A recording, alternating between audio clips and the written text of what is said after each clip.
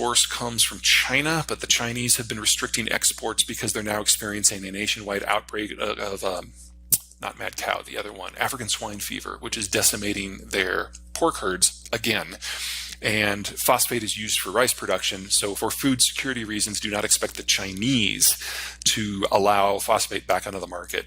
So we haven't hit it yet, thank God, but we are kind of seeing this building perfect storm where all three nutrients are available in lower volumes even before we have to deal with the effects of deglobalization. And if you're in a country like, say, Brazil, where you import 90% of your fertilizer and 3/4 of that comes from Russia, you're looking at a pretty problematic future in the not too distant future. I'm also a little concerned about South Asia, which also imports a lot of their fertilizers from this space. Sub-Saharan Africa, it's kind of a mix of the food and the fertilizer.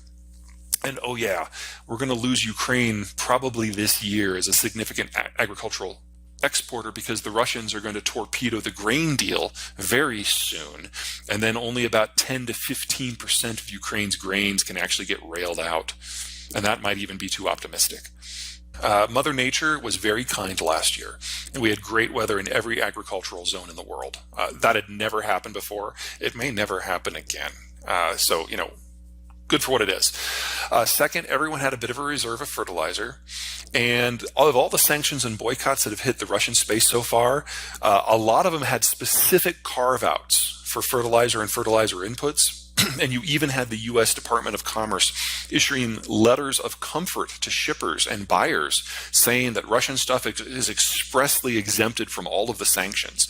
And that kept some of the stuff flowing in a way that it wouldn't have otherwise.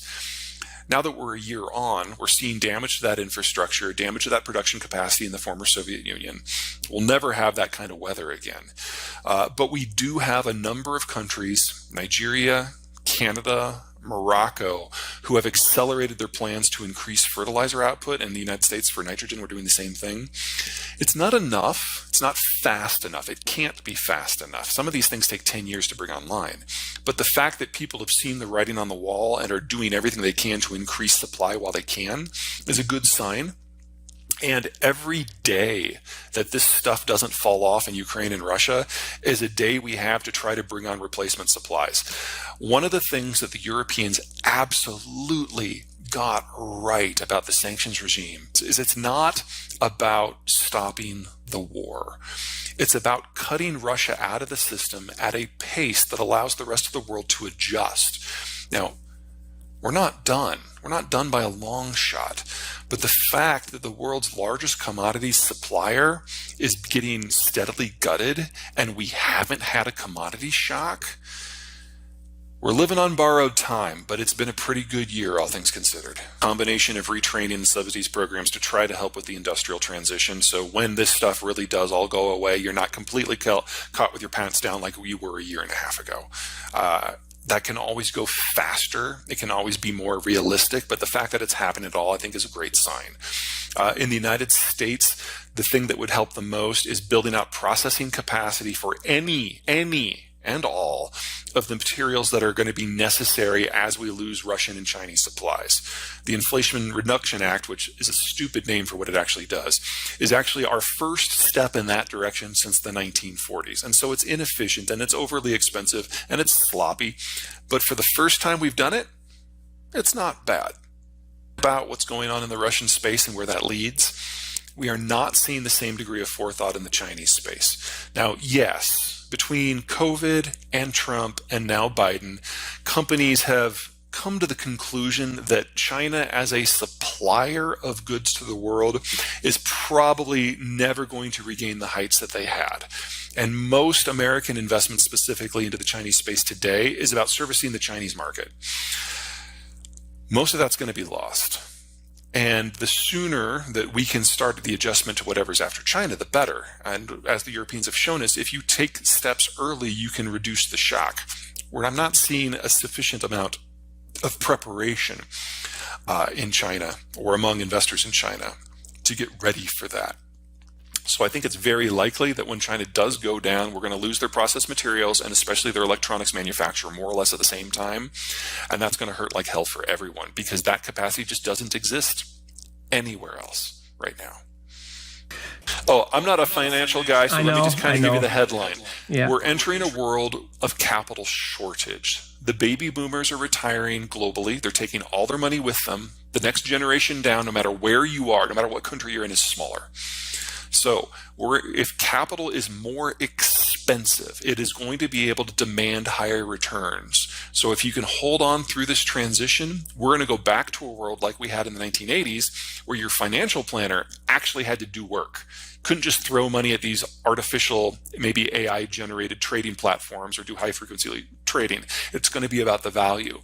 And honestly, I think we're about better set up for that even today. So if you do have capital, all you have to do is wait a couple of years and the market will take care of you. Not forecast. I don't think any of those are very likely. I'm trying to come up with something that might actually has a slight chance of actually happening. I could see France leaving the European Union. Wow. Okay. We'll talk again. So for them, it was always a political project, not an economic one. And clearly it's now starting to cause some economic pain. Yeah. Yeah. Actually, is working where that takes us. And I like to do it while I'm backpacking. So I need to get to a place where the world can't reach me. I spend at least 2 weeks backpacking every summer. I'm going to try to make that 6 this summer. Okay. What was the most beautiful tour you did so far in your life? Tour? Yeah, backpacking tour, when you were backpacking. Oh, well, that's easy. I mean, it's been a long time, but a place called Cascade Saddle in New Zealand. It has alpenglow, it has morning rainbows, and you are a vertical 1.5 kilometers directly above the valley floor. It's a straight drop down. Okay, marvelous. So you like hiking a lot? Absolutely. Okay, have you been to the Alps or to Germany, to Europe? I have not. I'm hoping to next summer. Please, if you come, give me a buzz. I show you the most beautiful tours you can expect in Europe. Definitely. Excellent. We go for a hike, definitely. And I will crush you. Probably. Because I love backpacking as well. I've been to Corse and to Canada and Rocky Mountains everywhere. So anyhow, when can we expect your next book? Because I would like to talk to you again. You know, my publisher is asking the same question. I do not have an answer. He called me before we called. So he said, put him on pressure. Mm-hmm. No, it's I've freed up a little bit of time, so I am noodling over some ideas, but I'm not there yet. Okay, so if there's a new book, we definitely will talk again. But at the end, where can people learn more about you, please? Everything is most easily accessible through the website, which is zeihan.com. That's where you can sign up for the newsletter. That's where you can sign up for the video log, and that's where all of the information about all of the books are.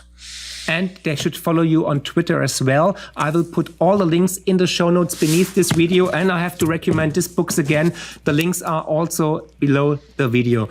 Peter, it was mind-blowing. It was great picking your brain and your wisdom. It's always a pleasure talking to you and listening to you, because you make it so easy actually to understand. And like I said before, I'm still mind blown that you were right with the war in the Ukraine. It's incredible how you nailed it.